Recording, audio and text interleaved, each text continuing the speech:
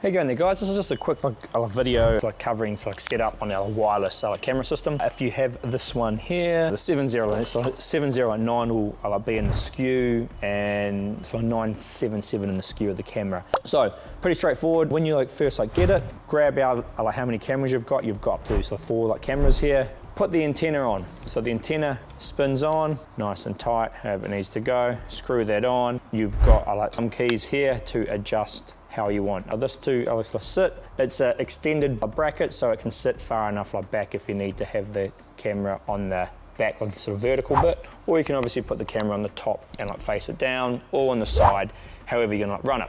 This here goes to the DC plug. It is a waterproof connector, so that'll plug into there, screw this up. These two have to go to positive and negative, so it's a wide voltage input, 12 to 30 volts, I believe. So just when the truck, car, caravan's on, that's the only time you want this to have power. So that covers what you can do with the camera, but we're also going to pair it first. So it's quite handy just to pair the cameras off the battery or somewhere close to start with. There's a few little mounting screws and stick down brackets in here, and another Allen key. There is a second extended antenna mount here, so this can be handy to put on the actual monitor, and you just grab the monitor antenna, screw it on here, and it just means you can extend the antenna to be a bit higher if you need better range. Otherwise, here's your monitor here. Grab the antenna that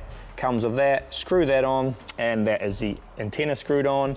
We have a plug down here. This here is the plug, and there's quite a few wires going on, but really all these ones here are just for camera inputs. And if you put 12 volt onto any one of these, it would switch the screen to show just that camera. So that is a way you can trigger the camera if you need to. Otherwise, you can just change the camera on screen. Depends what the setup is like. If the screen is out of range, it could be handy to have a trigger. For example, if camera one was a reverse camera, you could put 12 volt to come into here when the truck, caravan, car is in reverse. So you'd probably have to get that trigger from the reverse lights, and you'd put that through to here. And then when that trigger comes in, it's gonna show only camera one on the screen. Then it extends down to here, and again, positive and negative. These just need to go to an ACC power source to power up the monitor. That is basically everything. Now, the first thing to do is pair the cameras. So what you want to do is get the monitor in the cab and power it up, so it's got power going to it. So we'll come down and I'll show you this. So here's our monitor here. We are going to put some power to it to get it powered up, and then once that's powered up, we're going to go through and just pair the cameras. And this is something we suggest just doing in the cab or somewhere handy to start with, just so you know they're all paired and it's all working, and then you can go and mount the cameras where you want to put them. And now that could be somewhere if it's really far away, or if there's a water tank in the way or something. That could be when you start to have range issues, and you might have to use this extended antenna to get it up a bit higher. That's just the sunshade that fits on the screen. So I'll get these out of the way so you can see. So the camera's now got power. That's cool. Sorry, the screen's got that power. Then if you grab your camera here, what you want to try and find is an easy power source to power this up. So you could just chuck it on a battery or something to give this power. Right, so now what we're doing here is we want to have our camera ready to power it up, but not powered up yet. We're going to click on menu. You can see how camera's actually red. If I did use these buttons, it would come across it. Want to click on this infinity symbol, and then I want to go pairing camera. Yes, I want to choose what camera I want to do. I'm going to do camera 1 here. Now a little bit is going to come up at the bottom. Now I'll start pairing.